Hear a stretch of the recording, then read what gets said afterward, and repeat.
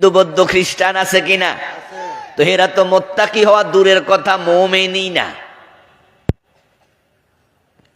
তো আল্লাহ যে বললেন হুদাল্লিন নাস, এটা বিশ্ব মানবতার জন্য হেদায়াতকারী।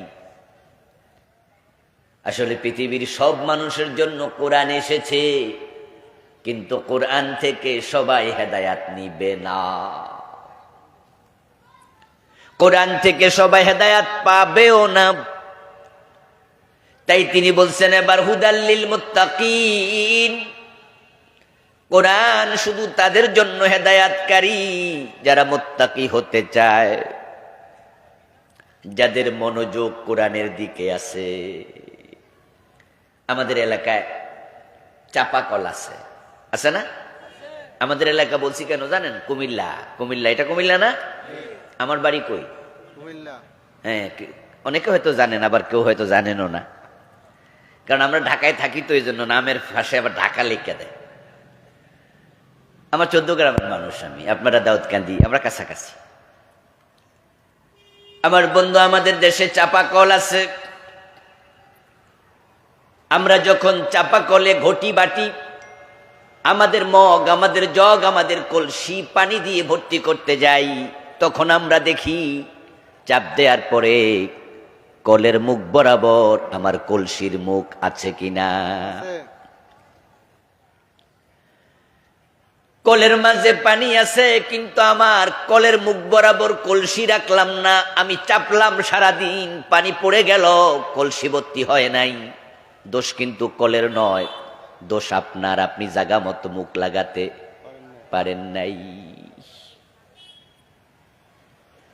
এই কোরআন পড়ার পরেও হেদায়াত পায় না, জানার পরেও হেদায়াত পায় না এমন লোকও আছে, কারণ সে হেদায়াত নিতে চায়নি। হেদায়াতের জন্য প্রয়োজন একটি ভালো হৃদয়, ভালো মন। ইন্না হাযাল কুরআন ইয়াহদি লিল্লাতী হিয়া আকওয়াম। আল্লাহ ব্যাখ্যা করতেছেন, আমি বিশ্ব মানবতার জন্য পাঠাইছিলাম, কিন্তু পৃথিবীর সব মানুষ হেদায়াত পাবে না, নেবে না।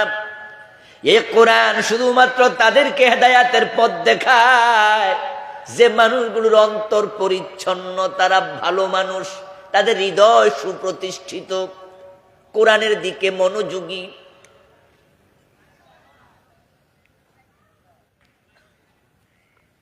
আমার বন্ধু বঙ্গোপসাগরে যান, এই হাফ লিটার এই ছোট্ট বোতলটা নিয়েও যদি আপনি যান, এটার মাঝে ধরেন পানি নাই, খালি।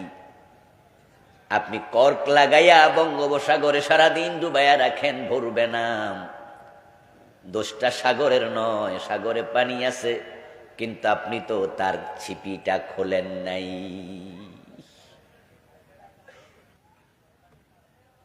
অমাবস্যা রাতের পরে আকাশে সূর্য ওঠে, দিবসের আগমনে পৃথিবীর সকল আধার তিরোহিত হয়, দূরীভূত হয়।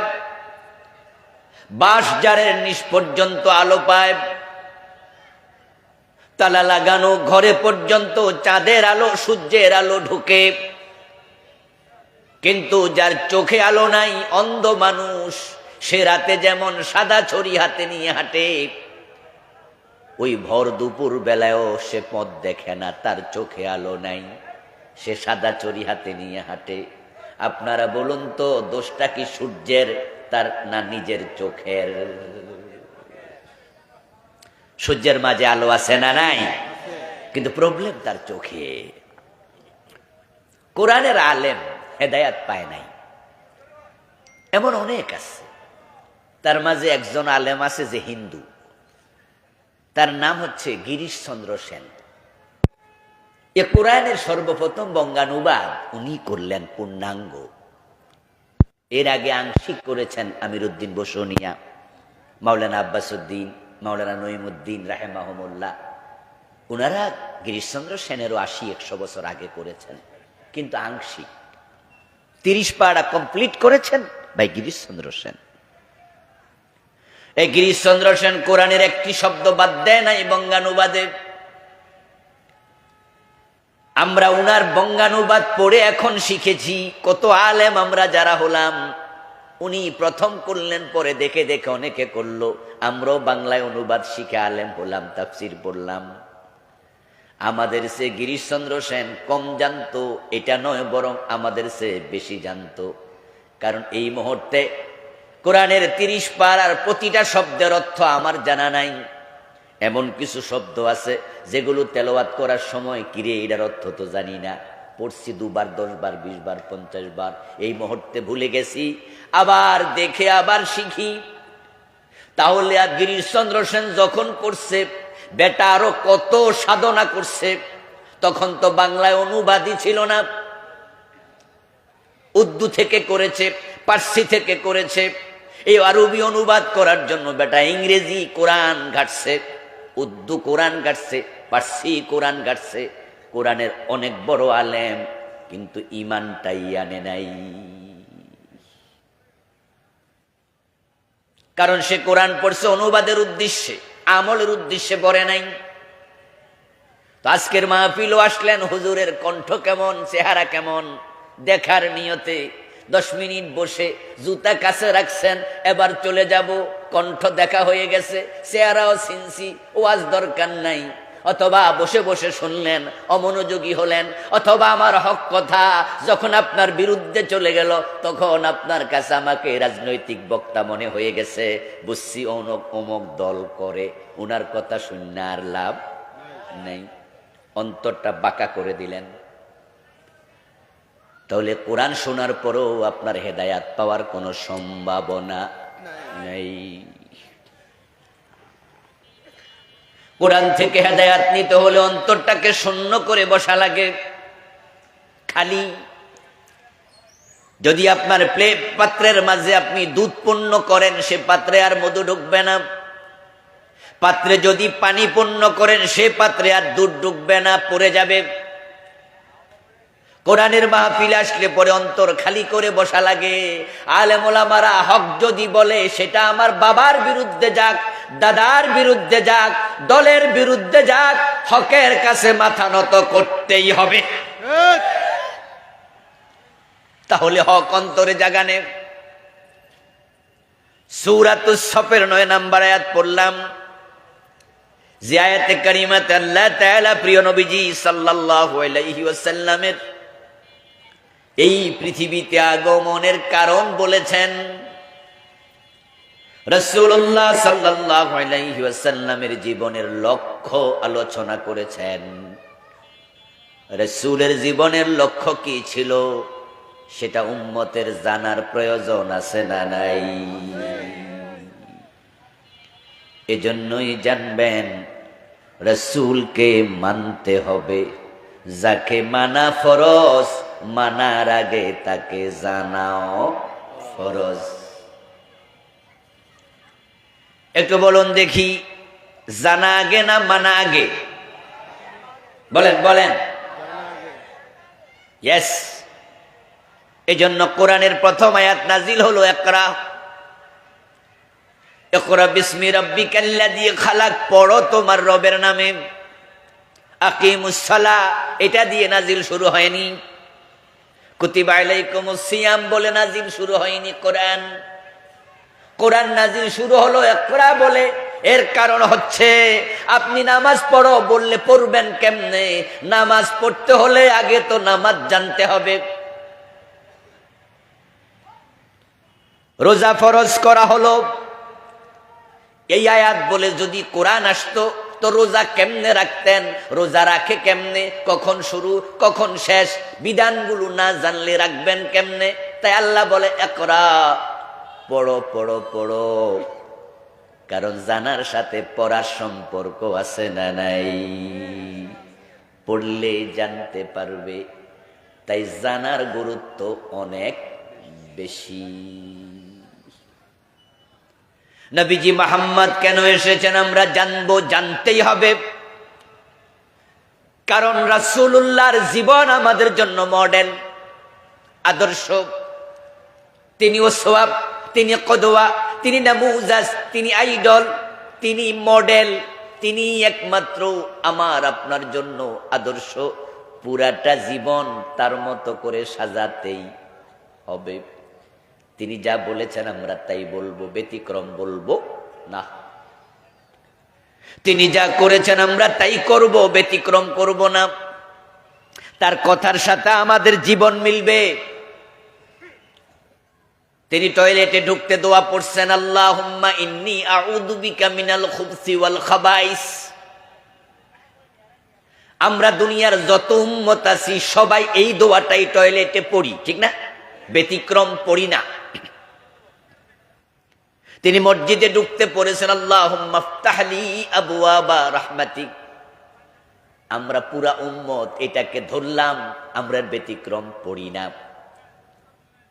তো নবী মুহাম্মাদের প্রতিটা কথা যদি এভাবে মানতে হয়, প্রতিটা কাজ এভাবে করতে হয়, উনি কেন এসেছেন? জীবনের লক্ষ্য জেনে ওনার মতো আমাদের জীবনের লক্ষ্য বানাতেই হবে।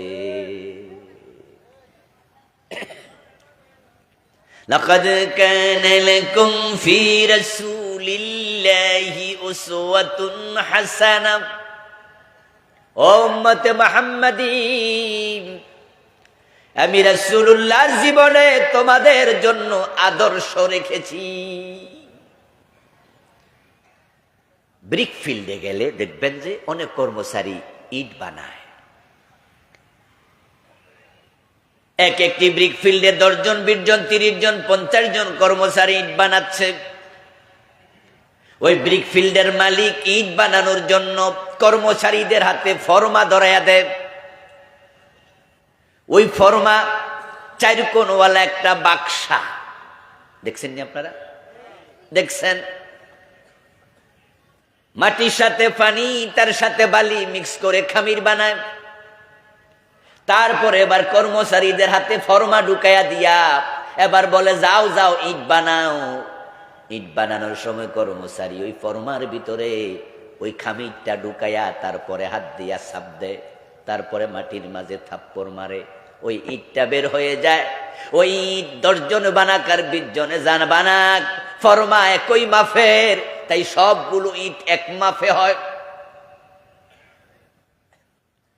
যদি এই ফরমাটা না দিত, খামির দিয়া বলে দিত তোমরা ইট বানাও, কেউ বানাতো 1 বিঘত, কেউ বানাতো 1 হাত, কেউ বানাতো 4 কোনা, কেউ বানাতো 3 কোনা, কেউ বানাতো লম্বা, কেউ বানাইতো গোল। তারপরে এটা শুকাইয়া যদি আগুনে পোড়াতো, ইট হতো না পোড়া মাটি হতো?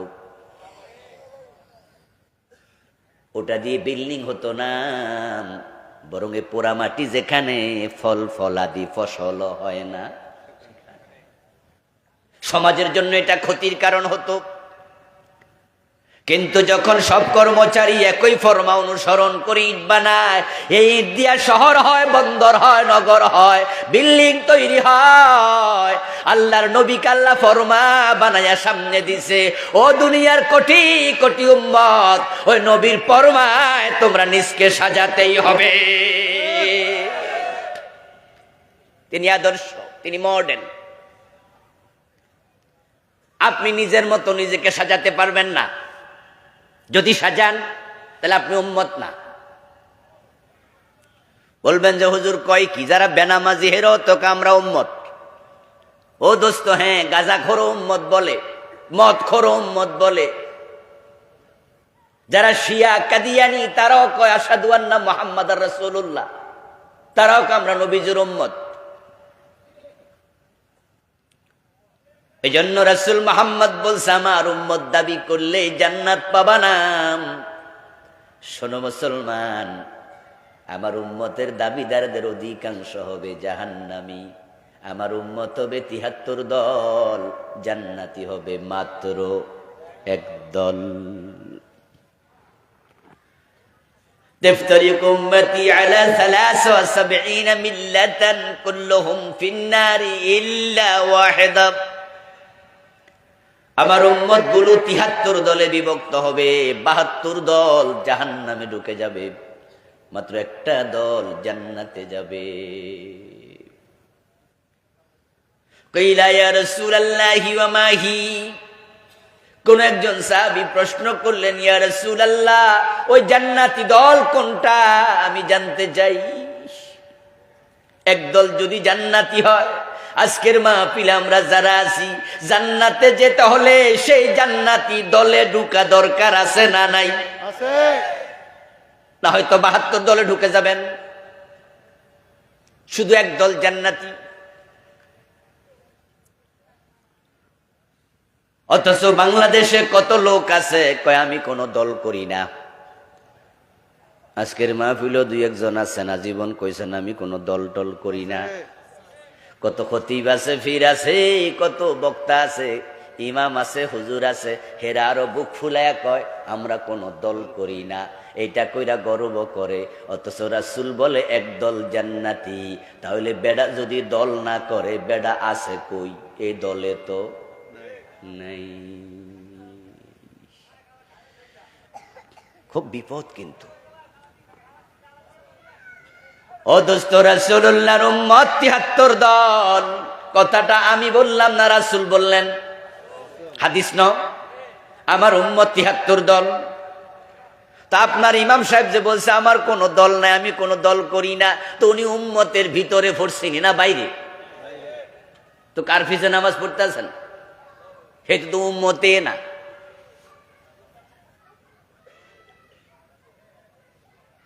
মানুষ যখন মারা যায় কবরে রাখার সময় দোয়া আছে, বিসমিল্লাহি ওয়ালা মিল্লাতি রাসূলিল্লাহ। বাংলা অর্থ কি? আল্লাহর নামে তোমাকে রাসূলের দলে তুলে দিলাম, বিসমিল্লাহি আল্লাহর নামে, ও আলা মিল্লাতি রাসূলিল্লাহ রাসূলের দলে। তাহলে মরার পরও কিন্তু দল আছে, আছে না? কার দল? কার দল? তো ইমাম সাহেব যা আজীবন কইছে আমার কোনো দল নাই, তো হেতের জন্য তো নতুন দোয়া বানাইতে হইব।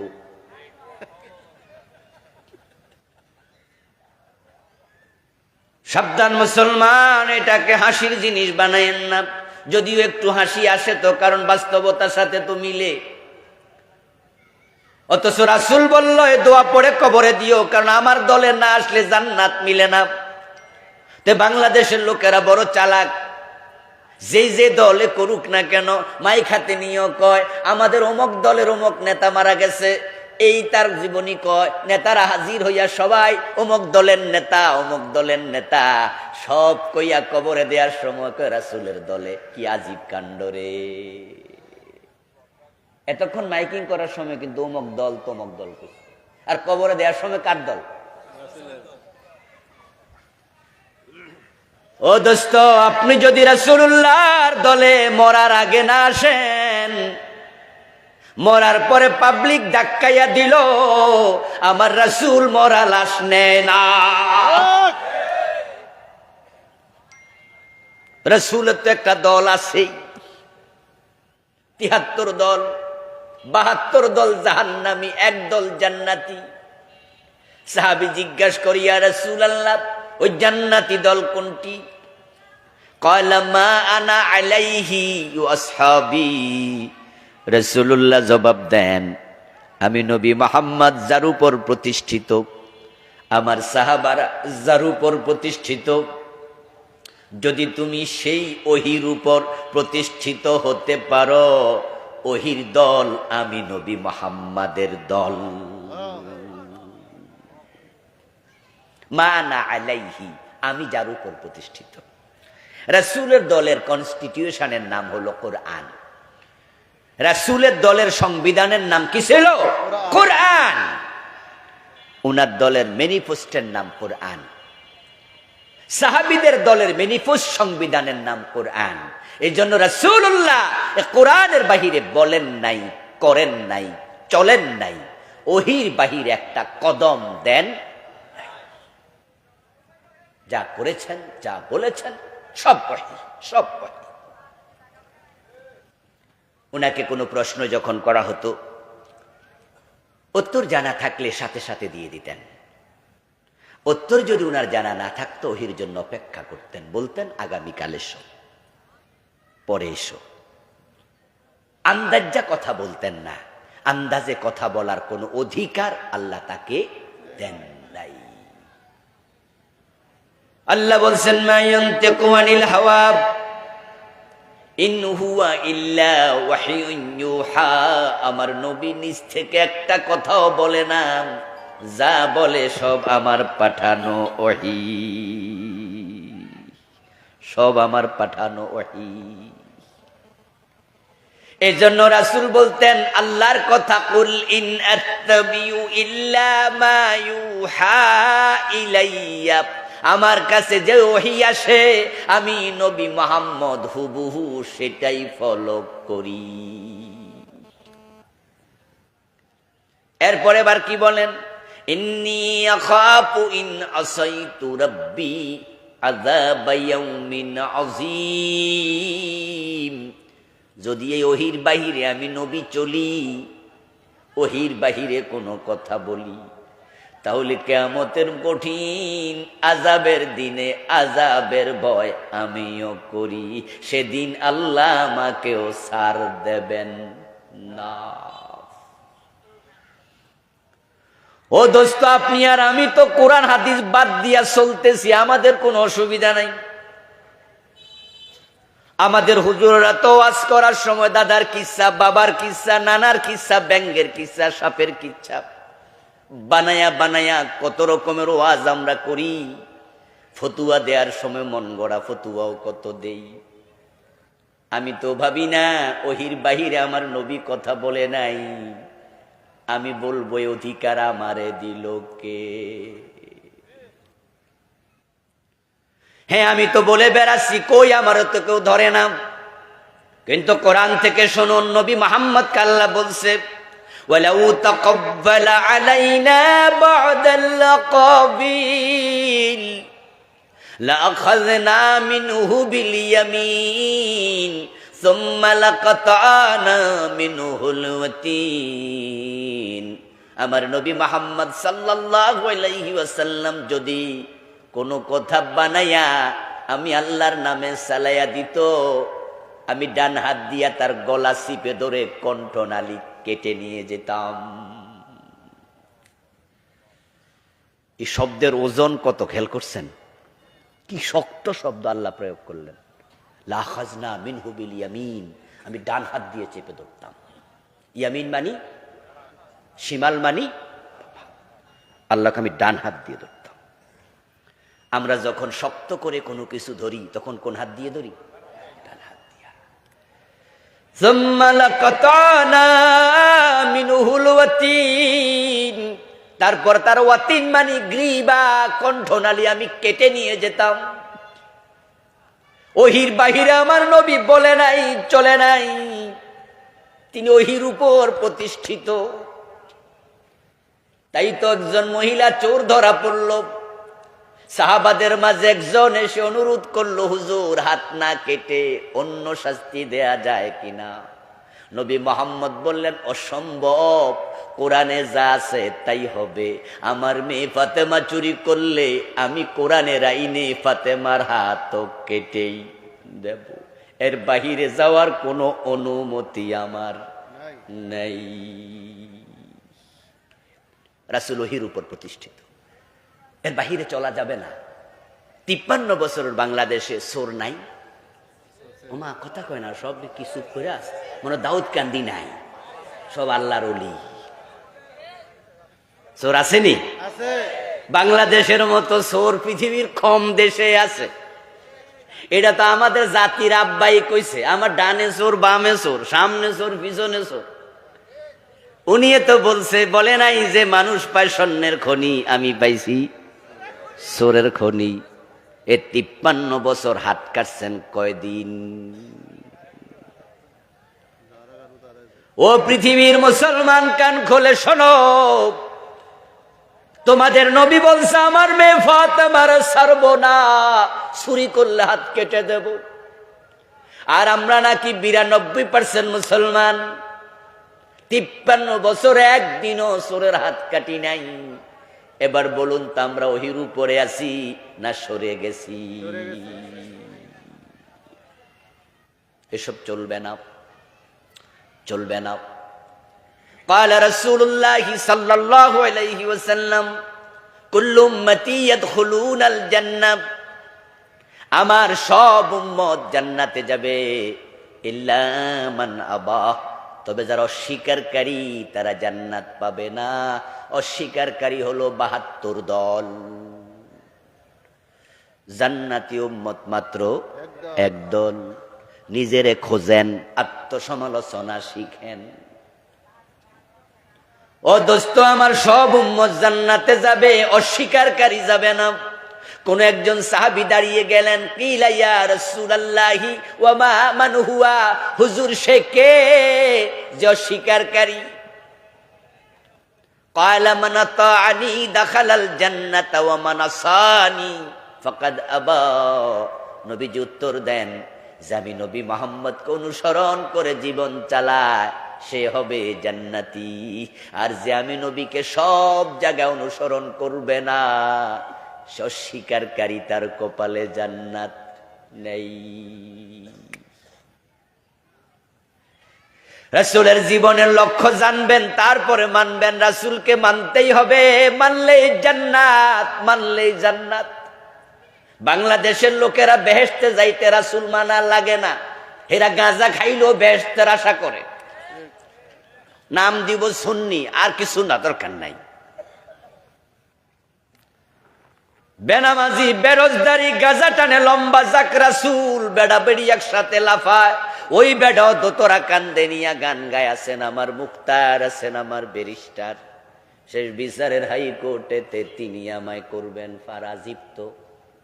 এই বেড়ারা নাকি আরেকজন ফার কইরা দিব, মনে হয় যেন এটা নৌকা ফারাফার, উঠবো আর লাভ মেরা চলে যাব, কি আশা। পরে আবার বলে আমি গুনাহগার, তিনি জামিনদার, আস্তাগফিরুল্লাহ। যেদিন আল্লাহ হাকিম হবেন, নবীরা পর্যন্ত নাফসি বলে চিৎকার দেবে। শেষ বিচারের হাইকোর্টে আল্লাহ যেদিন বসবেন, নবীরা পর্যন্ত নাফসি নাফসি নাফসি, আমার কি উপায়, আমার কি উপায়।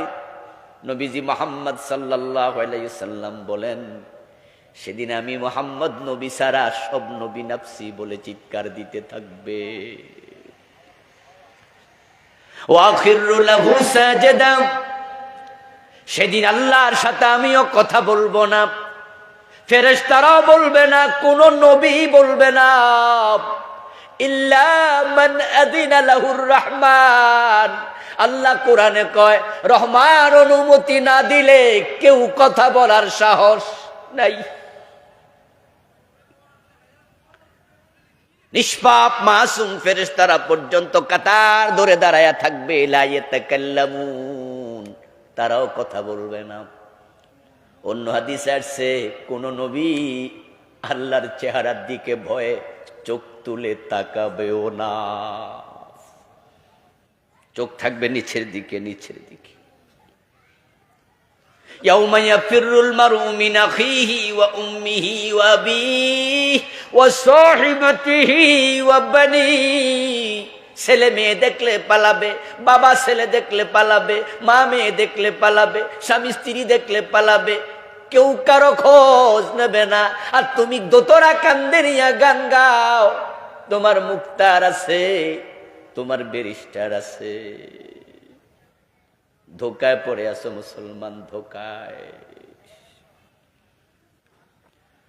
জান্নাতে যদি যেতে চাও, রাসূলুল্লাহর হাদিস শোনো, কালান নবী সাল্লাল্লাহু আলাইহি ওয়াসাল্লাম মান আহাব্বা সুন্নতি ফাকাদ আহাব্বানি ওয়া মান আহাব্বানি কানা মাই ফিল জান্নাহ। নবীজি বলেছেন যে আমি নবী মুহাম্মাদের সুন্নাহকে ভালোবাসে, সে আমি নবীকে ভালোবাসে। আর যে আমার সুন্নাহ জীবনে লালন করে আমার ভালোবাসার প্রমাণ দিল, সে জান্নাতে আমার সাথে ডুববে।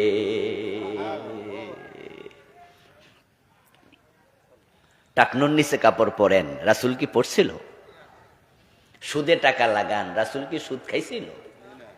ঘোষ ছাড়া ফাইলে সিগনেচার করেন না, ঘোষ খাওয়া কি জায়েজ? অন্যের জমি দখল করছেন, বোনের হক পর্যন্ত দেয় না, নিজের আপন বোনের হক লুট করে খায়, এমন ভাই নাই? সেও জান্নাতের স্বপ্ন দেখছে। আজীব মুসলমান, আজীব মুসলমান। ও বন্ধু, সপ্তাহে 3 বার দাড়ি কামাও। আমার রাসূল তো কখনো দাড়ি কামান নাই। কেন করো? কেন কেন তুমি সুন্নাহ জবে করো? এমনও তো হতে পারে আজ তোমার মৃত্যু, তাহলে কালকে সকালে তোমার কবরে দিয়ে দেবে। কবরে 3 প্রশ্ন ফেরেশতা করবে। 3 নাম্বার প্রশ্ন হলো, এই লোকটাকে চিনো নাকি? রাসূল তোমার সামনে আসবেন, রাসূলুল্লাহর মুখে দাড়ি আছে, অথচ তোমার নিজের মুখে দাড়ি নেই। তো রাসূল না আপনার মডেল, তিনি না আপনার আদর্শ? এই দাড়ির গুরুত্ব খুব বেশি, খুব বেশি। এটা সব নবীদের সুন্নাহ। অযথা কামাবেন না, অযথা কামাবেন না। দাড়ি কামাইলে চাকরিতে প্রমোশন হয় না, দাড়ি কামাইলে নিজেকে ভিআইপি মনে হয় না। বাংলাদেশে রবীন্দ্রনাথ ঠাকুরের পূজা করে যারা, তারে দেবতা বানাইয়া দিছে, দাড়িওয়ালাদেরকে কটাক্ষ করে, অথচ তাদের গুরু রবীন্দ্রনাথের মুখেও তো দাড়ি ছিল। আমার চেয়ে ছোট না বড়? তাহলে দাড়িওয়ালাকে হেও করে কথা বলো কেন? দাড়ি তো অনেক নাস্তিকের মুখেও আছে, অনেক বিজ্ঞানীর মুখেও আছে, ভারতের বর্তমান প্রধানমন্ত্রী নরেন্দ্র মোদীর মুখেও তো আছে। তাই শুধু দাড়ির প্রতি কটাক্ষ করার সুযোগ কই? রবীন্দ্রনাথের দাড়ি রাসূলের সুন্নাহর আলোকে নয়, নরেন্দ্র মোদী সুন্নাহর আশায় রাখে নাই। কিন্তু আমরা যারা মুসলমান, আমরা এটাকে ভালোবেসে সুন্নাহ মনে করে রাখি, ঠিক কিনা? এবং এই সুন্নাহটা সাথে কবরে যায়। টফি সুন্নাহ কবরে যাবে না, মেসওয়াক সুন্নাহ কবরে যাবে না, পাগড়ি সুন্নাহ কবরে যাবে না। কিন্তু একটা সুন্নাহ কবরের সাথে যায়, সে সুন্নাহর নাম হলো দাড়ি। রাসূল আপনার আদর্শ যদি হয়, তাহলে প্রিয় নবীর সাথে লাইফ স্টাইল মিলাতে হবে। তিনি যেভাবে ঘুমাতেন ডান কাতে ঘুমাও, তিনি যেভাবে খেতেন ডান হাতে খাও, তিনি যেভাবে হাঁটতেন মাথা নিচু করে হাঁটো, তিনি যেভাবে চলতেন সেভাবে চলো, যেভাবে বলতেন সেভাবে বলো। পুরা জীবন তার সাথে মিলায়। রাসূলুল্লাহ বলে, কানা মাই ফিল জান্নাহ, এই লোকটা আমার সাথে জান্নাতে ডুববে। জান্নাতে তো মাগনা না। মানে বাংলাদেশের লোকেরা যত সহজ মনে করে, আসলে এত সহজ না। আমরা বেনামাজিরাও যখন জান্নাতে ঢুকতে চাই, তখন হিন্দুরা বইয়া রয়েছে নাকি, হেরা কয় আমরাও যাবো। তোরা যদি রোজা না রাইখা নামাজ না পইরা একসাথে দোকান, পাশাপাশি দোকান, ওজনে তুইও কম দেস, আমি বুঝি না, আমিও কম দে, তুইও দেস। রাতের বেলা দোয়ার বন্ধ করি, মালে ভেজাল আমি মিশাই, তুই মিশাস না? তো বুঝি আমি, তুইও হে আমিও হে। তো তুই যদি এরপরও বেহেশতে যাবি, আমি বয়ে থাকবো কেন? এই জন্য প্রতিযোগিতা করে মরা বাবার ছবি দোকানে টানাইয়া নিচে লেখে রাখে স্বর্গীয় সত্যেন্দ্র নারায়ণ দাস। তোরা বেহেশতে যাইবি, আর আমার বাপ অলরেডি গেছে গা, পারলে ঠেকা। নামের মাঝে হিন্দুরা স্বর্গীয় লেখে, এমন দেখেন নাই? আপনাদের গরিপুর বাজারও গেলে হয়তো পাবেন। স্বর্গীয় শ্যামল দত্ত চন্দ্র, স্বর্গীয় মানে অলরেডি, হ্যাঁ অলরেডি। স্বর্গ আর বেহেশত পার্থক্য আছে নাকি? না, কোনো পার্থক্য নাই। আবু বকর জান্নাতি, হযরত ওমর বেহেশতি। দুইজন কি দুই দেশে নাকি? শাব্দিক পার্থক্য। আরবিতে বলে জান্নাত, বাংলায় বলে কানন বাগান, ফার্সিতে বলে বেহেশত, ইংরেজিতে বলে হেভেন, সংস্কৃতিতে বলে স্বর্গ। এই তো কথা। কেউ বলে চোখ, কেউ বলে আখি, কেউ বলে বউ, কেউ বলে বধূ, কেউ বলে লাউ, কেউ বলে কদু, কেউ বলে আনন্দ, কেউ বলে ফুর্তি, কেউ বলে ভাস্কর্য। আমরা হুজুররা কইছি এটাই হলো মূর্তি। এটা বানাইও না বাংলাদেশে, মানা করছিলাম না? তখন ওরা কিন্তু শুনে নাই, ক্ষমতার ঠেলায় বানাইলিস। বানাইছে তো বানাইছে, শুনলাম 12,000 কোটি টাকার মূর্তি বাংলাদেশে বানাইছিল। শত শত মূর্তি, হাজার হাজার মূর্তি। এক একটা এমনও ছিল জানি 5 মণ 7 মণ ওজন। স্টিল দিয়া বানাইছে, এগুলা ক্রেন দিয়া উল্টান লাগছে। আমরা আলেমরা বলেছি মূর্তির বাংলাদেশ এটা হবে না, এটা শাহজালালের বাংলা, এখানে মূর্তির ঠাই হবে না, বানাইও না, বানাইও না। ক্ষমতার জোরে আমাদেরকে জেলে দিছে, পিটাইছে, মারছে। কিন্তু শেষ পর্যন্ত রেজাল্টটা কি হলো? 5 তারিখে আমরা দেখছি ওই মূর্তির মাথায় উঠে পাবলিক প্রস্রাব করছে। ইজ্জতের মালিক কে? জোর করে ইজ্জত আদায় করা যায়? ওরে বাবা রে বাবা, আমাদেরকে জাতির বাবা বলাইয়াই ছাড়বো, আইন করে লাইছে যে এটা কইতেই হবে। আহা, ডক্টর ইউনূসকে দেখলাম এক সাংবাদিক প্রশ্ন করতেছে যে ডক্টর ইউনূস সাহেব, এখন যে বঙ্গবন্ধুর মূর্তিগুলোকে এরকম মুরালগুলোকে ধৈরা ধৈরা মানুষ মাটির মাঝে গলায় রশি টাইনা শোয়াই দিতেছে, এ বিষয়ে আপনি কিছু বলেন। উনি বলল, আমারে জিজ্ঞাসা করো কেন, এর মাইয়ারে জিগাও। আমারে জিজ্ঞাসা করো কেন, এর মেয়েরে জিজ্ঞাসা করো যে মরা মানুষের মূর্তির সাথে পাবলিক এ দুশ্মনী করতেছে কেন। বুঝতে হবে মাইয়া এমন কোন কাজ করছে পাবলিক মাইয়ার বাপের পুকুরে পর্যন্ত কেঁপে গেছে। বাস্তব উত্তর, বাস্তবেও তাই। কারণ বঙ্গবন্ধুর প্রতি আমাদের বাংলাদেশের মানুষের একটা সফট কর্নার এমনিও আছে। উনি স্বাধীনতার স্থপতি এবং তিনি 7ই মার্চের ভাষণে বাংলাদেশের স্বাধীনতার ডাক দিয়েছিলেন। যেভাবেই হোক সেটা দিয়েছেন, ইতিহাস বলে। স্বাধীনতার পিছনে তার ভূমিকা ছিল, আমরা অস্বীকারও করি না। এরপর একজন মুরব্বী মানুষ, উনার মূর্তির গলায় রশি লাগবে কেন, মাথায় প্রস্রাব করবে কেন? কারণ তোমরা বেশি বাড়াবাড়ি করেছ, তোমাদের নেতাকে আমাদের মাথায় চাপিয়ে দিয়েছ। আর সবচেয়ে বড় অন্যায়, শাহজালাল এই দেশে মূর্তি ভাঙতে এসেছে, গৌরগোবিন্দের বাচ্চারা মূর্তি বানাতে চেয়েছে। আমরা শাহজালালের উত্তরসূরি, আমরা গৌরগোবিন্দের মতো মূর্তি বানাতে দিতে পারি না।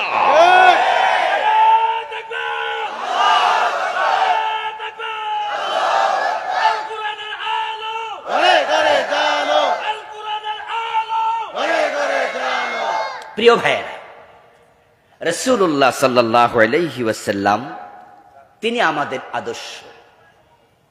তাই উনার জীবনের সাথে আমাদের জীবনের মিল হওয়া লাগবে। মনে রাখবেন, আপনি যত ভালো কাজই করেন নবীজির সাথে মিলবে না, এটার মূল্য আল্লাহর কাছে 1 পয়সাও নাই। বিশেষ করে বাংলাদেশে যতগুলো বেদাত আছে, অনেকগুলো বেদাত কিন্তু দেখতে অনেক ভালোই লাগে, মজা মজা লাগে। যেমন আপনি আজানের আগে পড়তেছেন আসসালাতু ওয়াসসালামু আলাইকা ইয়া রাসূলুল্লাহ, আসেনি কিছু পড়ছি? আসসালাতু ওয়াসসালামু আলাইকা ইয়া নবিয়াল্লাহ, আসসালাতু ওয়াসসালামু আলাইকা ইয়া হাবিবাল্লাহ। আচ্ছা, রাসূলকে সালাম দেয়, শুনতে তো খারাপ লাগে না, তো ভালোই তো লাগে, রাসূলকে সালাম দিচ্ছে।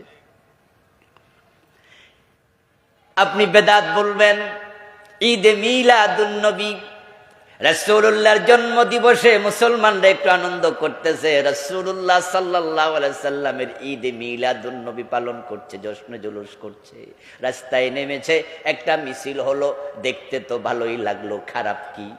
বেদাতগুলো দেখতে ভালো, কিন্তু আমার রাসূলের সাথে মিলে না।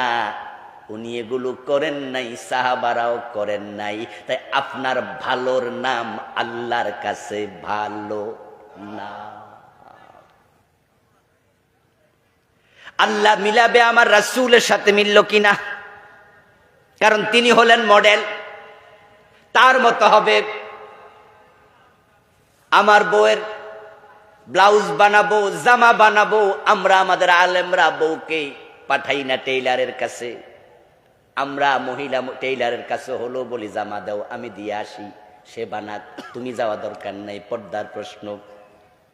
এখন আমি টেইলারের কাছে আমার বউয়ের জামা দিলাম, দিয়া বললাম যে ভাই অথবা বোন, আপনি এই জামার মাপে আমার ওয়াইফের জন্য একটা জামা বানাইয়া দিয়েন। আমি এটা রেখে আসার পরে টেইলারের দায়িত্ব হলো এবার পিতা নেবে, নিয়ে সে এখানে মাপবে, এখানে মাপবে, এখানে মাপবে। আমার আগের জামাটা ছিল যেমন, পরেরটাও হুবহু তেমন। হে যদি মহাব্বত কইরা 1 ইঞ্চি 5 ইঞ্চি বাড়াইয়া দেয়, দিয়া কয় হুজুর বাড়াইয়া দিছি, পয়সা লাগবো না, আপনি মহাব্বতের লোক নিয়ে যান। আমি খুশি হব। আমি বলবো মিয়া তোমারে বাড়াইতে কইলো কেডা?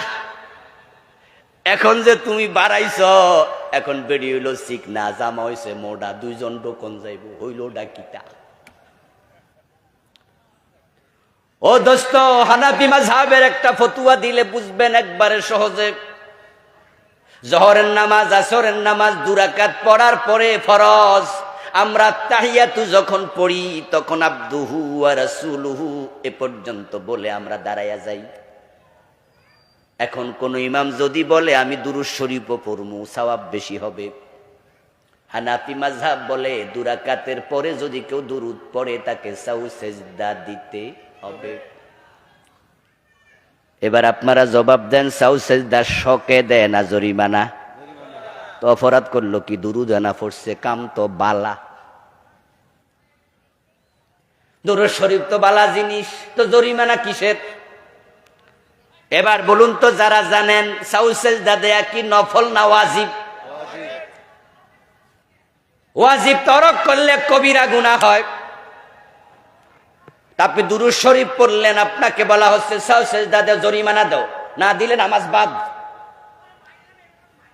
প্রশ্ন শুধু একটা, কেন? উত্তরও একটা, আমার রাসূল এখানে আবদুহু ওয়া রাসূলুহুর বেশি পড়ে নাই, তুমি এর বেশি পড়ার কোনো অধিকার রাখো না। মাগরিবের নামাজের ফরজ কয় রাকাত? এক মুরব্বি 3 রাকাত পইরা ওঠে না, সালাম ফিরায় না, দাঁড়ায়া আরেক রাকাত পড়ছে। পাশে বসা এক ইয়াং ছেলে খেল করছে, একবারে পাশে বসা, কি রে চাচা যে মাগরিব 4 রাকাত পড়ে লাইলো,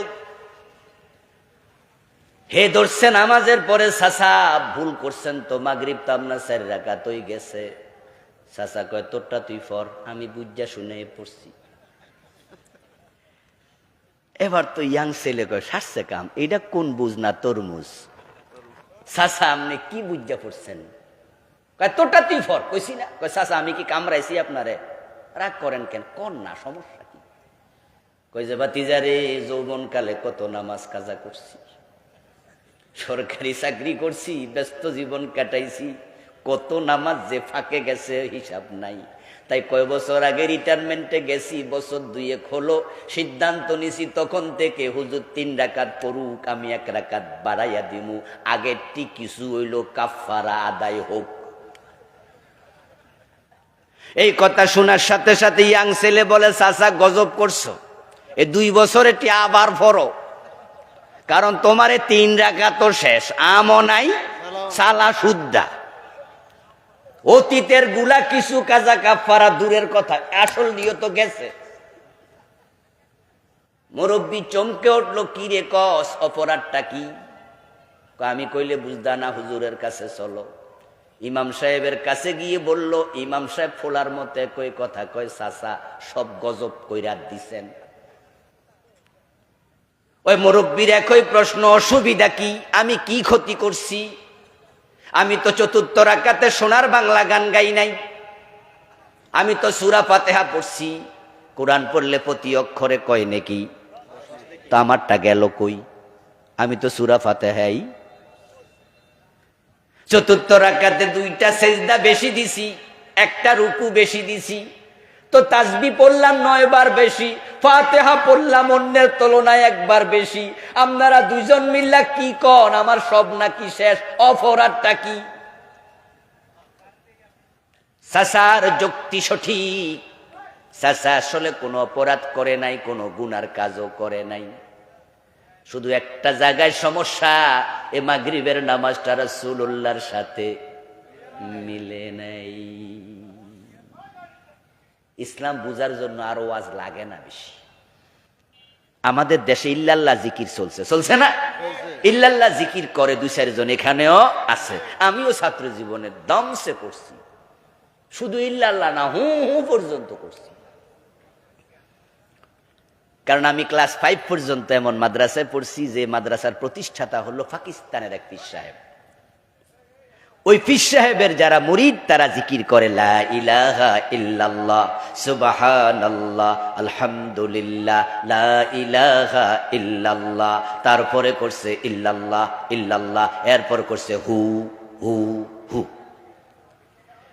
আমার এক ওস্তাদ ছিল, উনাকে জিজ্ঞাসা করলাম যে ওস্তাদ এই কি হয়েছে, এই যুবকের আপনারা উঠতেছেন কেন? বসে থাকেন উঠছেন না। জি বসুন, আপনারা সবাই বসুন। বাইরে কি শয়তান আসছে নাকি যে সবাই ধাক্কায় দিকে চলে আসে? পোলাপান হয়তো দুষ্টামি করছে আর দৌড় মারছে সবাই। আচ্ছা শোনেন, নিঃসন্দেহে এটা শয়তানে লাগাইছে। আল্লাহ শয়তান থেকে আমাদের রক্ষা করো, বলেন আমিন। আমার প্রিয় ভাইরা, বলছিলাম হুজুরে জিজ্ঞাসা করলাম হু হু ডাকি, হুজুর বুঝলাম না। কয় মিয়া এটাও একটা জিকির। দলিল দিল আল্লাহু লা ইলাহা ইল্লা হু, এই যে পাইছি। ও দোস্ত হু জিকির, হ্যাঁ জিকির, শুইয়া জিকির, দাঁড়ায়া জিকির, কোদাল্লা জিকির, করাইতা জিকির, কারেন্ট জিকির। দেখছেন না ভিডিওর মাঝে আছে, আমি দেখছি ভিডিওর মাঝে। এখানে একবার দেখলাম যে কত রকমের জিকির রে বাবা, বিদ্যুৎ জ্বললে যেরকম লাফায় জিকিরও আছে এরকম লাফায়। এটার নাম দিছে কারেন্ট জিকির।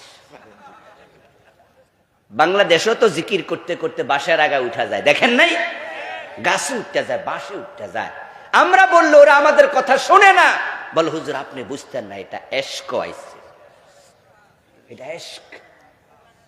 আচ্ছা আপনাদের কাছে আমার প্রশ্ন, সাহাবীরা কেউ কি গাছের আগায় উঠছিল? জিকির করতে করতে গাছে উঠছে? এশক তোমার কোত্থেকে সাহাবীদের চেয়ে বেশি হলো? কোত্থেকে বেশি হলো? নিরেট ফাইজলামি চলছে, নিরেট ফাইজলামি। রাসূলের সাথে মিলাও, সব মিলাইতে হবে, সব। সাহাবী এবং রাসূল আমাদের জন্য অনুকরণীয়, অনুসরণের বাহিরে যাবেন না।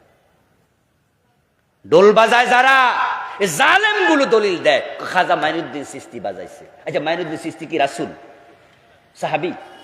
তো তুমি ওনার দলিল দাও কেন? কেন দাও ওনার দলিল? আকাশটা সেদিন নাচছিল কেন? খাজা বাবা ঘামছিল কেন? দেন না, শুনছেন না হুজুর?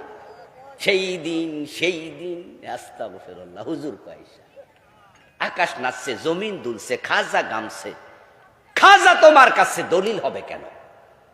হ্যাঁ উলামায়ে কেরাম আসলাফ যারা, তাদের যদি কোনো ভালো কাজ কোরআন হাদিসের সাথে মিলে তাহলে সেটাই বলা যাবে, উল্টা যদি হয় বলার কোনো সুযোগ নেই। আমার প্রিয় ভাই, বলছিলাম রাসূলুল্লাহ সাল্লাল্লাহু আলাইহি ওয়াসাল্লামের সাথে আপনার জিকির কেন মিলবে না? এই যে ইল্লাল্লাহ ইল্লাল্লাহ করতেছেন, আমার রাসূল জীবনে ইল্লাল্লাহ জিকির একদিনও একবারও করেন নাই। This is challenge. যদি কেউ বলে করেছে তাকে ওস্তাদ মেনে নেব, ওস্তাদ। আমি বেদাত নিয়ে বই লিখেছি, টোটাল 8টা বই আমার লেখা, এটা একটা আছে। এখানে 38টা বেদাত লিখেছি, তার মাঝে আমি ইল্লাল্লাহ জিকির নিয়েও লিখেছি। শুধু বলে চলে যাই না, লিখছি। এগুলো চ্যালেঞ্জ যে আপনি আপনার পীরকে, হুজুরকে বলবেন, উনি এ বইতে লিখছে ইল্লাল্লাহ জিকির রাসূল করে নাই, করলে আপনি দলিল দেন, কোথায় আছে দেখান। নবীজি মুহাম্মদ আমাদের জন্য অনুকরণীয়, অনুসরণীয়, নাম ইল্লাল্লাহ ফেলে দেব। এখন রাসূলুল্লাহর জীবনের লক্ষ্য কি সেটা আমরা জানলাম কয়জনে? বাংলাদেশের লোকেরা নামাজ শিখছে রাসূল থেকে, রোজা শিখছে রাসূল থেকে, হজ যাকাত শিখছে রাসূল থেকে, কিন্তু রাসূলের জীবনের লক্ষ্য এটার মিলায় না। যার কারণে তো বাংলাদেশে নামাজ রোজা হজ যাকাত আছে, কিন্তু দেশে ইসলাম নাই। প্রবলেমটা শুধু এখানে, লক্ষ্য মিলে নাই। ইসলাম যে নাই এ কথা শুনে আপনি হয়তো মনে মনে ভাবছেন হুজুর কি কোন আপনি, ইসলাম নাই, এত মানুষ মাহফিল, ইসলাম নাই। আমি বলি দোস্ত বলুন তো, সংসদ ভবন ইসলাম চলে? গণভবন ইসলাম দিয়ে চলে? বঙ্গভবন চলে? সচিবালয় ইসলাম দিয়ে চলে? হাইকোর্ট, সুপ্রিম কোর্ট, জজ কোর্ট চলে? টিওনো অফিস, ডিসি অফিস চলে? অর্থনীতি, সমাজনীতি, রাজনীতি, শিক্ষানীতি কোনোটা ইসলাম দিয়ে চলে? তো ইসলাম দিয়ে কিচ্ছু চললো না। ইসলাম কই? শুধু নামাজ আর রোজার নাম বুঝি ইসলাম? ইসলাম কি এত ছোট? ইসলাম না কমপ্লিট কোড অফ লাইফ? ইসলাম না পূর্ণাঙ্গ জীবন বিধান? স্কুলে স্যার তার ছাত্রদেরকে পড়াইছে হাতির রচনা। হাতির রচনা 3 দিন 4 দিন লাগায় পড়াইয়া টিচার বলতেছে ছাত্রকে, এই হাতি আঁকতে পারবে ব্ল্যাকবোর্ডে কেউ? এক ছাত্র হাত তোলা দিয়া কয়, স্যার আমি হাতি এঁকে দেই, কারণ আমি হাতি নিজের চোখে দেখেছি আর আপনার রচনায় তো শিখেছি। স্যার বলে আসো। ছাত্র চক হাতে নিল, ব্ল্যাকবোর্ডে গিয়ে হাতি আঁকবে। যেই মাত্র চক বসাবে স্যার বলতেছে, শোন হাতি এঁকে দে, তবে হাতির মুখ আঁকতে পারবি না, দাঁত নয়, সুর নয়, মাথা নয়। ছাত্র বললে মনে মনে ঠিক আছে, তাহলে পিছনের দিক দিয়া শুরু করি। পা আঁকতে যাবে, শেষ পা। টিচার বলে 4 পায়ের 1 পাও আঁকা যাবে না, হাতি এঁকে দে। ছাত্র এবার ভাবলো যে তাহলে ফিট দিয়ে শুরু করি। টিচার বলে না, ফিট আঁকা যাবে না। ছাত্র ভাবে এবার রইল পেট, এবার পেট আঁকতে যাবে। স্যার কয় না, পেট আঁকা যাবে না, তো পাছাও নাই, বুকও নাই, ফিটও নাই, মাথাও নাই। এবার ছাত্র টিচারের দিকে তাকায়, স্যার হাতি আঁকমু কেমনে? স্যার কয় লেজটা বাকি আছে, আঁক। ছাত্র কয়, স্যার লেজের নাম তো হাতি না। শুধু লেজকে কি হাতি বলে? আপনি বললেন হাতি আঁকতে আর সব মানা করে দিলেন, এটা তো হাতি না। আমাদের দেশে পুরা সমাজ ইসলামের বাহিরে চলে গেছে। মসজিদ 5 ওয়াক্ত নামাজ, শুধু নামাজের নাম ইসলাম না। উদখুলু ফিস সিলমে কাফা, পুরা ইসলাম, হোল লাইফ। ইসলাম হচ্ছে লাইফ প্রেসক্রিপশনের নাম। নবীজি মুহাম্মদ সাল্লাল্লাহু আলাইহি সাল্লামকে আল্লাহ এজন্যই পাঠাইছিল, হুয়াল্লাযী আরসালা রাসূলাহু বিল হুদা ওয়া দীনিল হাক্কি লিইয়ুযহিরাহু আলাদ দীনি কুল্লি। আমি আমার রাসূল পাঠিয়েছি, আমার রাসূলের জীবনের লক্ষ্য হচ্ছে এ কোরআন ইসলামকে রাসূল সমাজে বিজয় করে দেবে। ইসলামকে বিজয় করতে পাঠাইছি, শুধু নামাজ রোজার জন্য পাঠাই নাই। রাসূলুল্লাহ সাল্লাল্লাহু আলাইহি ওয়াসাল্লাম বললেন, আল ইসলামু ইয়ালু ওয়া লা ইউলাম।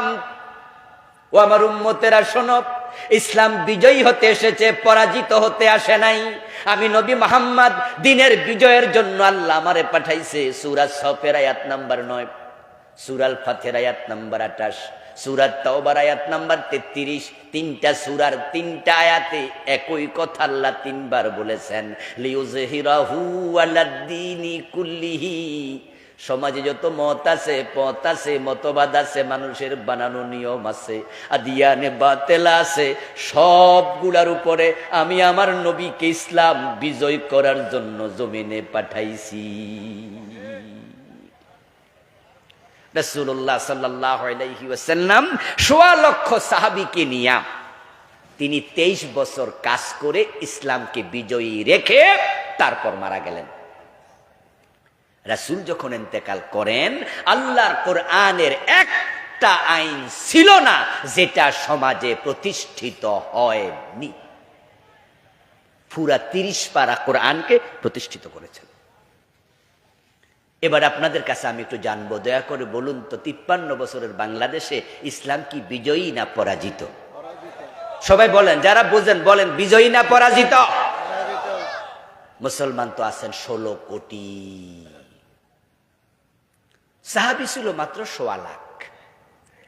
1.25 লক্ষ সাহাবী যদি ইসলাম বিজয়ী করতে পারে, 16 কোটি মানুষ কেন পারল না? কেন পারল না? আল্লাহর কাছে কিসের জবাব দেবেন? কি জবাব দেবেন? রাসূলের জীবনের লক্ষ্য দ্বীনের বিজয়। তা আপনার জীবনের লক্ষ্য কি? দ্বীনের বিজয়। এই যে ওয়াজ আমি করে ফেললাম, অনেকে মনে মনে বলবেন, হুজুর যে ওয়াজ করছে, ওয়াজ তো আর কোনোদিন শুনি নাই, হয়তো অনেকে শুনিনি নাই। অথবা কেউ কেউ বলবেন যে আমার পিত্তে কথা কয় না, আমাদের বড় হুজুর তো এই ওয়াজ করে না। আমি বলি, দোস্ত, আমি তো বানাইয়া বলি নাই। রাসূলকে দ্বীনের বিজয়ের জন্য আল্লাহ পাঠাইছে। 3টা সূরাতে আল্লাহ নিজেই বলেছেন। এখন আপনার পীর সাহেব কয় না, আপনার ইমাম কয় না, দোষটা তো আর আমার না। উনারে জিজ্ঞাসা করেন কেন কয় না। তবে আমরা যতটুকু বুঝি, না বলার কিছু কারণ আছে। এ দ্বীন বিজয়ের কথা বলাতে রাসূল কি মাইর খায় নাই? সাহাবারা খায় নাই? আপনাদের হুজুররা ভাইব্বা দেখছে এটা কইলে মাইর খাওয়া লাগে। যদি আল্লামা সাইদি দিন বিজয়ের কথা না বলতেন 13 বছর জেলখানায় থাকা লাগতো না।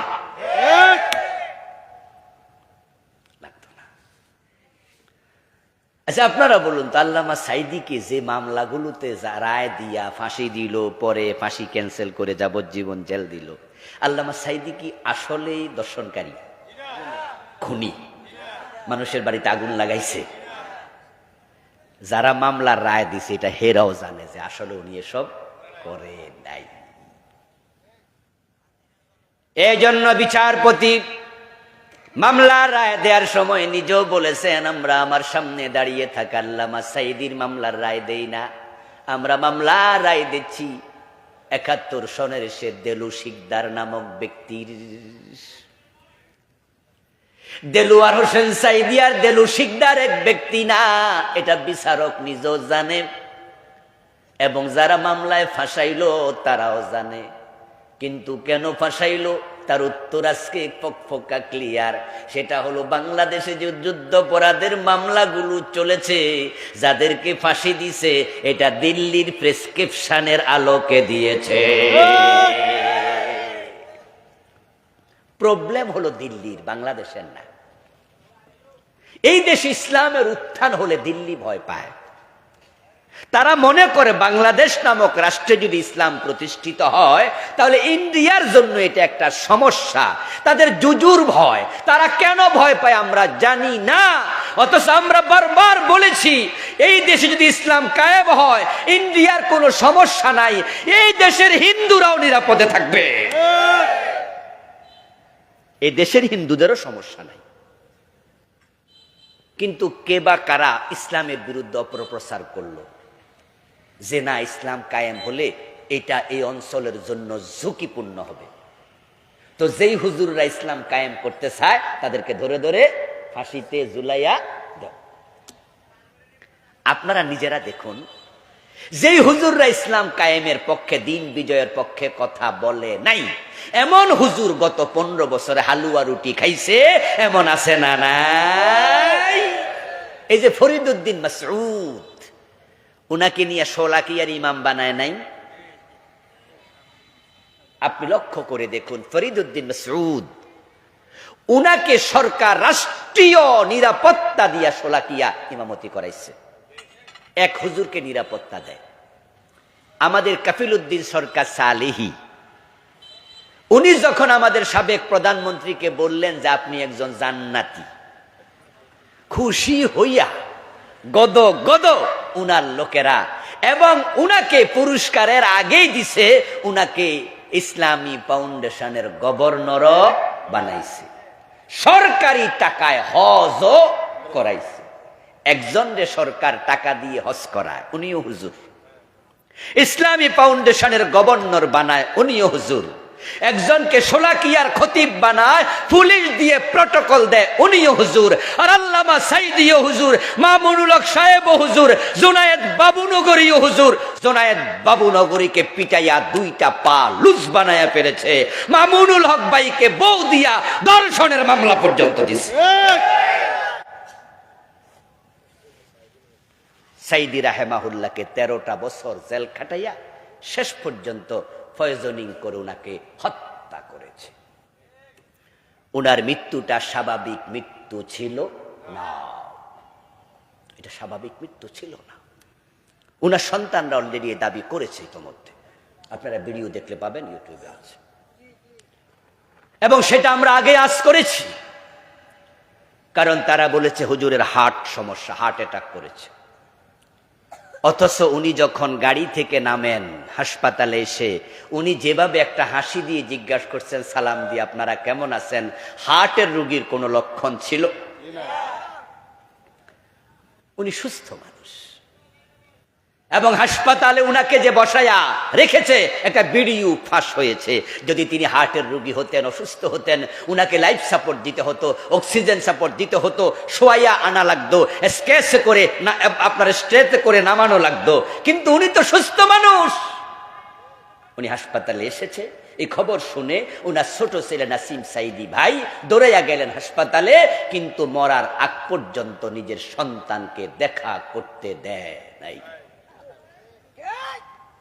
হুজুরের শাহাদাতের দিন সেখানে হাসপাতালে আমিও গিয়েছিলাম, রাতের বেলা দৌড়াইয়া গেছি। যখন শুনলাম যে হুজুর আর নাই, সেখানে গিয়ে দেখছি হাউমাউ করে কাঁদছে যে আমার বাবাকে আমাদের সাথে দেখা করতে দেয় নাই। এখন আপনার পীর, আপনার খতিব হিসাব করে দেখছে দিন বিজয়ের কথা বললে মারি খাওয়া লাগে, আল্লামা সাইদির মতো জেলে যাওয়া লাগে, আমার নবীর মতো দাঁত দেয়া লাগে, রক্ত দেয়া লাগে। শুধু নামাজ রোজা হজ যাকাতের ওয়াজ করলে চাকরিও যায় না, জেলও যাওয়া লাগে না, মাইরও খাওয়া লাগে না। তাই তিনি ঝুঁকি নিতে রাজি না। তাই সব হুজুর দিন বিজয়ের ওয়াজ করে না, আর সব আলেম দিন বিজয়ের ওয়াজ না করার কারণে বাংলাদেশে দিনের বিজয় হয় নাই। দিন বিজয় করা এটা জীবনের লক্ষ্য বানাতে হবে। করেন নাই, আপনি ফেল করলেন। দিন বিজয় হয় নাই, আপনাদের কারণে হয়নি, আপনারা আলেমরা সেটা করেননি। আপনারা লক্ষ্য বানাইছেন খানকা, আপনি পীর, জীবনে একটা বার দিন বিজয় লাগবে এই ওয়াজ করে না, এমন পীর সাহেব আছে না?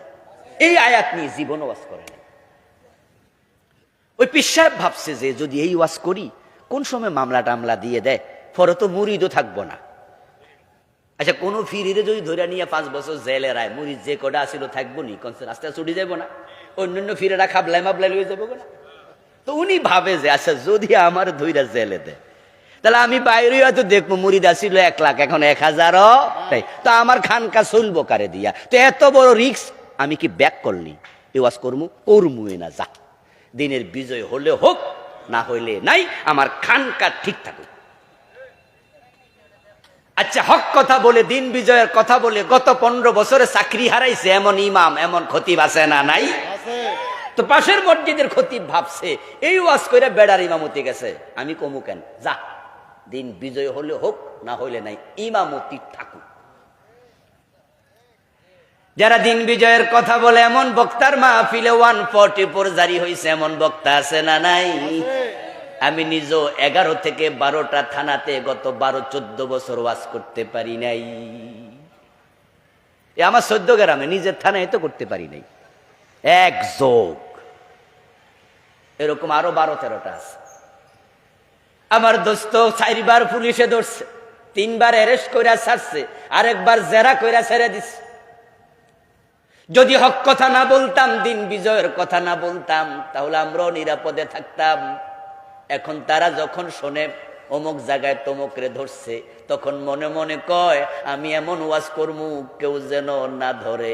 ও দোস্ত, দুনিয়ায় যদি ধরা নাও খাও, আখেরাতে খাওয়ার সম্ভাবনা আছে না নাই? 92% মুসলমানের দেশে দিন কেন বিজয়ী হবে না?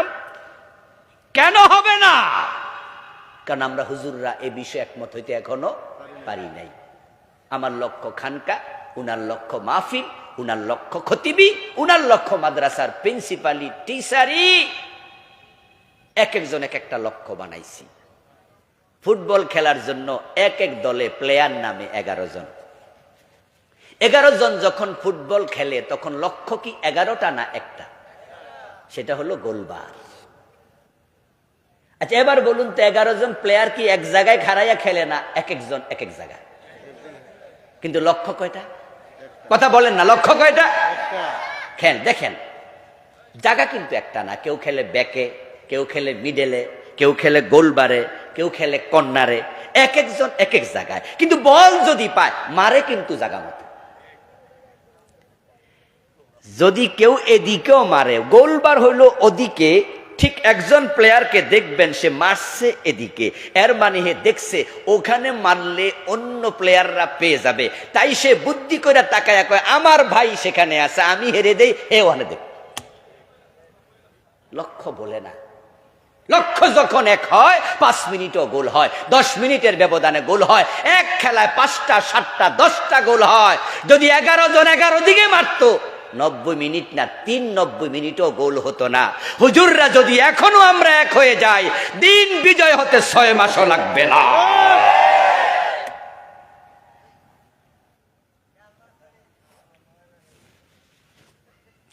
Example is the better than advice. Quran মাজিদে গাদার উদাহরণ আছে না নাই? আছে না? আল্লাহ তাআলা বুঝানোর জন্য গাধা, মাছির উদাহরণ আছে না? মশার বুঝাইলেন, আমি জাস্ট একটা উদাহরণ দিলাম। 11 জন প্লেয়ার 11 দিকে মারে না, একদিকে মারে, গোল হয়ে যায়। আমরা আলেমরাও সবাই একরকম নয়। কেউ খানকায় ফির হয়ে কথা বলুক না, তিনি দিন বিজয়ের কথা মুরিদের কাছে। তাবলীগের ভাইরা মসজিদে মসজিদে বলুক দিন বিজয়ের কথা, কিন্তু দুঃখের কথা কাকে বলি? তাবলীগের ভাইরা যা শুরু করছে বড় কষ্ট লাগতেছে, হৃদয়ে রক্তক্ষরণ শুরু হচ্ছে। কি শুরু হয়ে গেল? উনারা 100 বছর প্রায় কম বেশি একরামুল মুসলিমিনের ওয়াজ করলো না, মুসলমানকে সম্মান করো। তাবলীগের ভাইদের 6 উসুলের মাঝে একটা উসুল হলো ইকরামুল মুসলিমিন, মুসলমানকে সম্মান করো। এই লোকগুলো গতকালকে ঝগড়া লেগে 3 জন নাকি ইতোমধ্যে খুন হয়ে গেছে, 4 জন। আমার বন্ধু, যাই হোক, তথ্য 3 আসছে, 4 আসছে, 2 আসছে, হাসপাতালে আছে অনেক। আপনারা বলুন তো, আজ থেকে 10 বছর আগে কি এক প্লেটে খায় নাই? তাবলীগের প্রোগ্রামে আমিও গিয়েছি, তাবলীগে নুসরত করতে গিয়েছি 2004 থেকে। আমিও মাঝে মাঝে তাবলীগের সময় দেই, সুযোগ পেলে যেই। তাবলীগের বিশ্ব ইজতেমায় গিয়েছি 7 থেকে 8 বারের মতো। ও দোস্ত, আমরা সব জায়গায় যাই, ইবরত নেই। পীর সাহেবের হক্কানি পীর যারা, তাদের কাছেও যাই, গিয়ে সেখান থেকে জিকিরের তালিম নেই। ইসলামী আন্দোলনের যুদ্ধ জিহাদের মাঠে যাই, ওখানে মিছিল, আবার জিহাদের তালিম নেই। ফুল আছে যেখানে মৌমাছি, এক ফুলের মধু দিয়ে মৌসাক ভর্তি হয় না। এই জন্য মৌমাছি সব ফুলে যায়, আমরা উদাস। এই তাবলীগ জামাতের ভাইয়েরা আর থেকে 10 বছর আগে তাদের মাঝে গ্রুপিং ছিল না।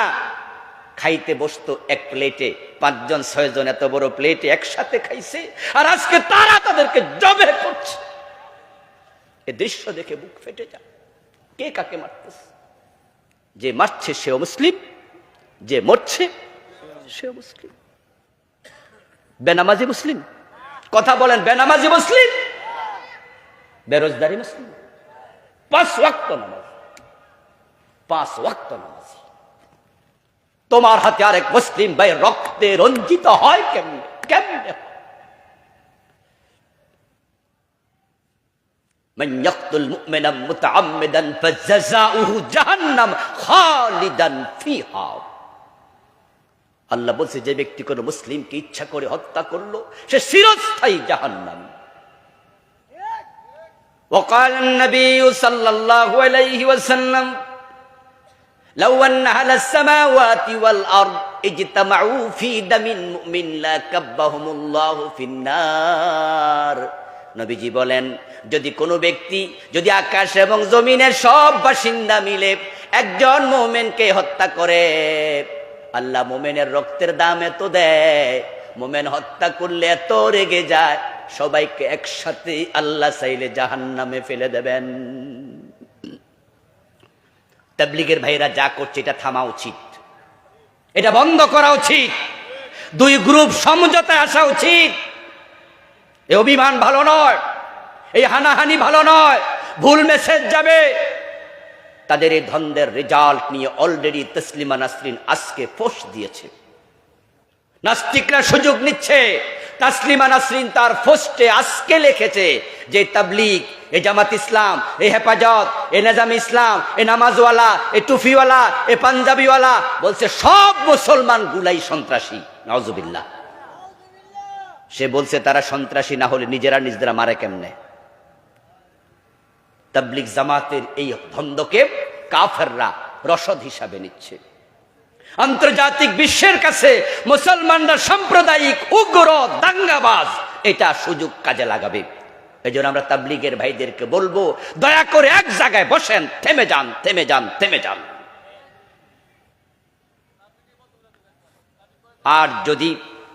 আর যদি বিশ্ব ইজতেমাকে কেন্দ্র করে এই দ্বন্দ্ব, এই সংঘাত না থামার কোন রাস্তা খুঁজে না পায়, তাহলে আমরা বলবো এই বিশ্ব ইজতেমা আপাতত বন্ধ করে দেন। আবার বলছি বুঝুন, আমরা চাই সংঘাত বন্ধ হোক, দ্বন্দ্ব বন্ধ হোক, দুই পক্ষ নিরসনে আসুক। যদি নিরসনের কোনো পন্থা না থাকে, আপাতত বিশ্ব ইজতেমা বন্ধ করে দেন, এরপরও শান্তি কায়েম হোক।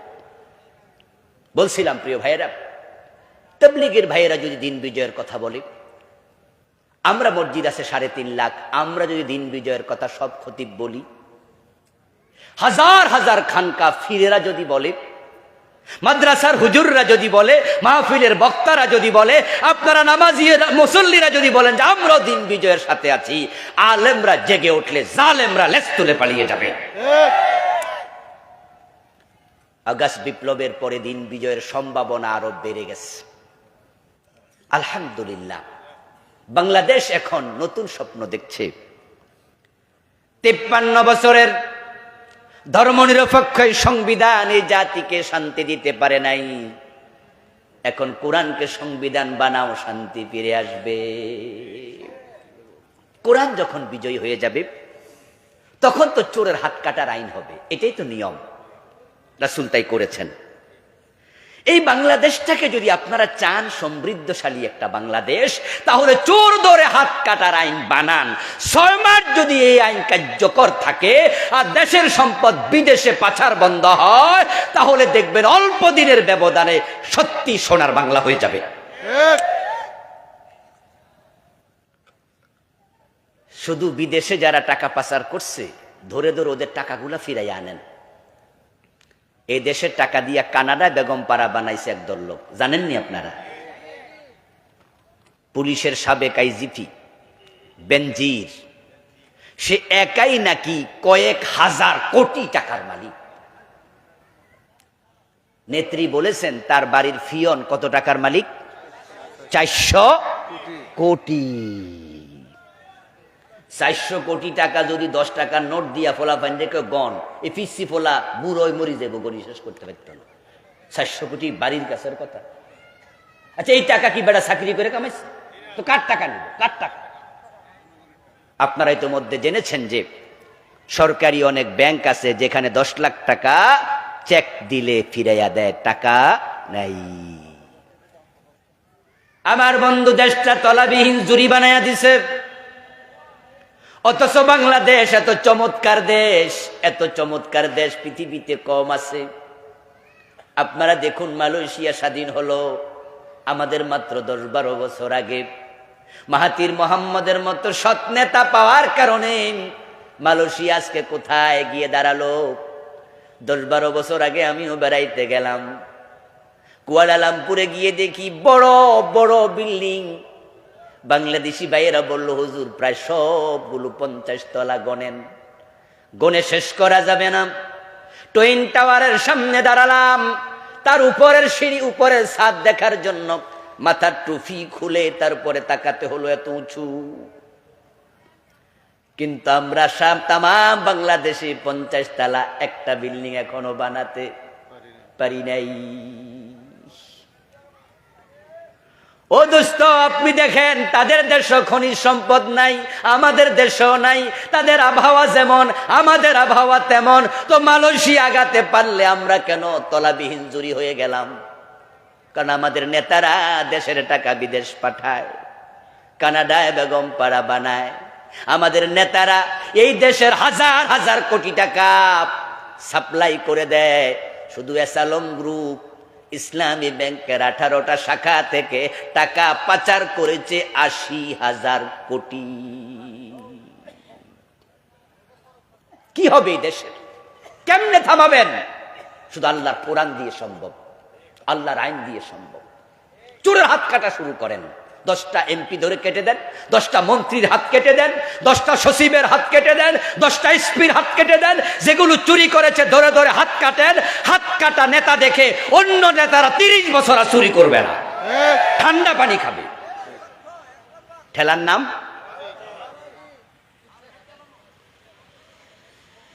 আমার প্রিয় ভাইয়ের, আপনারা আমেরিকায় যারা গিয়েছেন তারা জানেন যে সে দেশে 3 থেকে 3.5 মাস বরফ থাকে।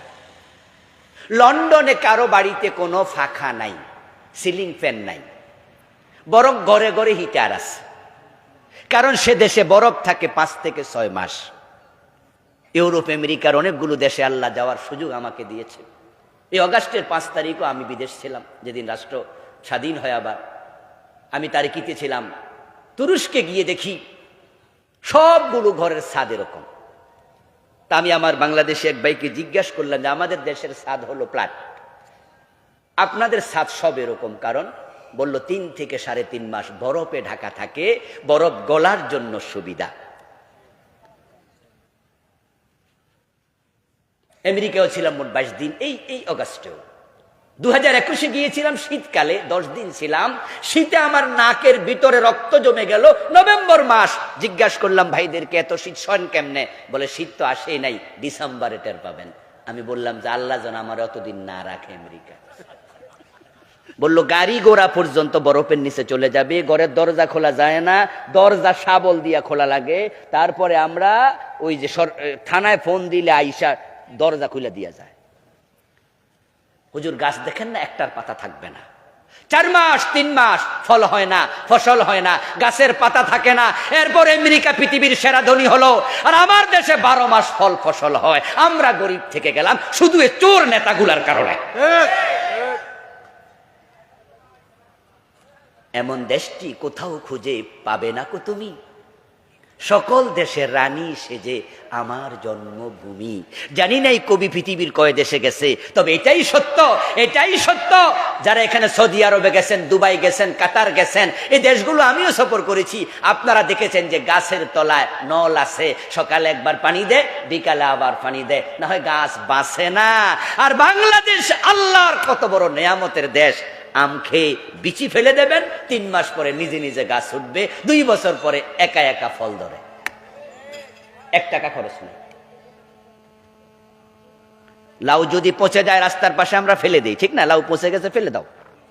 ওই পচা লাউ কাকে খায়? পাখি খায়। খাইয়া পাখি যায় আরেক জায়গায় পায়খানা করে, ওখান দিয়া লাউয়ের দানা বের হয়, এটা নিজে নিজে গাছ হইয়া 2 মাস পরে লাউ ধরে যায়। কি পরিবেশ! কেন পিছিয়ে থাকবে? একটা মাত্র কারণ, যেটা আমি বুঝেছি, সেটা হচ্ছে দেশের নেতারা সৎ নেতা নয়। সৎ নেতা লাগবেই, সততা ছাড়া হবে না। আর ওদেরকে সৎ বানাতে হলে কোরআনের আইন চালু করো। ঠেলার উপরে মাইলের উপরে ঔষধ নাই। যদি ওয়াজ করলেই হতো, চোরের হাত কাটার আইন আল্লাহ নাজিল করতেন না। মাদকের বিরুদ্ধে পুরা দেশ, পতিত স্বৈরাচার সরকারের যিনি স্বরাষ্ট্রমন্ত্রী ছিলেন আসাদুজ্জামান খান কামাল, তিনি প্রায়শই সংসদ ভবনে আলোচনা হলে বলতেন, আমার সরকার মাদকের ব্যাপারে 0 টলারেন্স। আমার বন্ধু, সরকারের আন্তরিকতা ছিল কি ছিল না আমরা সেটা বলবো না, কিন্তু একটা কথা বলবো, যতই 0 টলারেন্স হলো, মাদক বন্ধ হইছে নাকি? আরে বন্ধ হবে কেমনে? চালাক তো ওরা। এমনে বলে আমরা 0 টলারেন্স, কিন্তু মাদক বন্ধের জন্য সরকারি যে অফিস বানাইছে ওইটার নাম দিছে মাদক নিয়ন্ত্রণ অধিদপ্তর। দরকার ছিল মাদক নির্মূল অধিদপ্তর। নিয়ন্ত্রণ আর নির্মূল কি এক জিনিস? নিয়ন্ত্রণ মানে কি? কিছু কিছু খাও, আর নির্মূল মানে শেষ। ওরা অফিস বানাইলো নিয়ন্ত্রণ, মানে এটা কি? মানে হলো বুঝাইলো যে না, এমন কিছু চান্স রাখো যেন আমাদের ফোলা মাইয়া খাইতে পারে, অথবা আমরা মাঝে মাঝে একটু উনাদের মাঝে, উনারা যারা আছে এই মাদকের বিরুদ্ধে 0 টলারেন্স বলে, অনেকের বাড়িতে মদের বোতল আছে। অদস্ত আমার, মাদক নিয়ন্ত্রণ অধিদপ্তর কেন হবে? হবে তো নির্মূল। ইসলাম যদি আসে নির্মূল হয়ে যাবে। হযরত ওমর রাদিয়াল্লাহু তাআলা আনহু নিজের ছেলে আবু শাহমাকে ছাড় দেয় নাই, আবু শাহমাকে ওয়াসিবেত দিছে, যদি আমাদের দেশে আইনটা চালু হয়ে যায়, প্রধানমন্ত্রী বলে দেয় আমার ছেলে মদ খাইলে তাকে ওয়াসিবেত দিয়ে দাও। প্রত্যেক থানায় থানায় এমপিরা বলে দে, ওসি সাহেব আমার ছেলেও যদি মদ খায় তাকে ওয়াসিবেত দিয়ে দাও। ওয়াসিবেতের আইন যদি চালু হয়ে যায়, 6 মাস পরে বাংলার সীমান্তে মাদকের বোতল পাওয়া যাবে না। দিনের বিজয় ছাড়া মাদক নির্মূল হবে না। আপনারা যারা আমার ওয়াজ আজকে শুনতেছেন, আপনারা কি মাদকের পক্ষের লোক না বিপক্ষের? তো বিপক্ষ হইলে আপনি কোরআনের আইনের পক্ষে কেন নন? কেন ভূমিকা রাখছেন না? 53 বছরে মাদক বন্ধ হয়নি, যে পর্যন্ত 80 বেতনা আসবে হবে না রে ভাই, হবে না। দ্বৈত আইন দিয়ে শান্তি আসে না। সাধারণ মানুষের ছেলে রাস্তায় মদ পান করবে অথবা রাস্তার মোড়ে মদ পান করবে, ঘরে বসে পুলিশ পাইলে ধরে নিয়ে থানায় ঢুকাইয়া পিটাবে, আর ধনীর ছেলে হোটেল শেরাটনে গিয়ে খাবে, মেয়ে নিয়ে নাচবে, ওখানে সেলুট দেবে। 2 আইন দিয়ে মাদক নির্মূল হতে পারে না। উপর থেকে শুরু করো, নিশ্চিত হয়ে যাবে। আন্নাসু আলা দীনি মুলুকিহিম। গোসলখানায় গিয়া যদি বালতি থেকে পানি নিয়া আপনি পা দিয়া ঢালতে শুরু করেন, উপরের দিকে ধাক্কান, 5 বালতি লাগবো মাথায় নিতে, আর যদি উপরে ঢেলে দেন 1 বালতিতেই শরীর ভিজে যাবে। আপনারা এখানে সব মানুষ নামাজের পক্ষের লোক, নামাজ পড়েন আলহামদুলিল্লাহ 5 ওয়াক্ত, কিন্তু বাংলাদেশে তো মসজিদগুলোর অবস্থা এমন, মসজিদে নামাজ চলে, পাশের দোকানে টেলিভিশন চলে। মসজিদের পাশের দোকান, বলার কেউ নাই, বললে দোকানদার বলবে তোমার কি।